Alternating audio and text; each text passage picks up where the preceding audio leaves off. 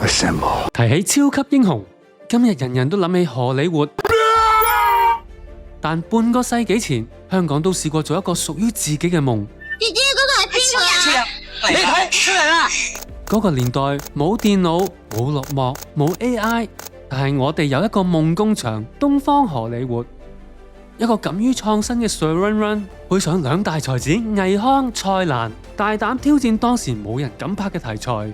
香港第一部特攝科幻片，超人正值顏值巔峰嘅李修賢，身上插滿鋼線同電流，秒間被改造成超人，誓要打救香港。你覺得身體有咩變化？我覺得周身都有力。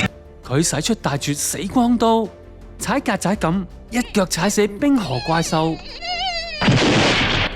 又單挑一班洪拳功夫底嘅傑傑獸，仲可以好似鹹蛋超人咁樣變大，打出港產特攝片最瘋狂嘅一幕。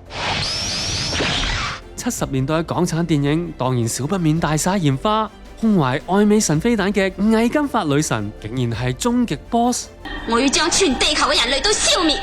喺2025年嘅今日，香港搞個熱氣球節都可以搞到成鑊粥，但係50年前，邵氏呢個電影王國已經喺維園玩過一場神級操作。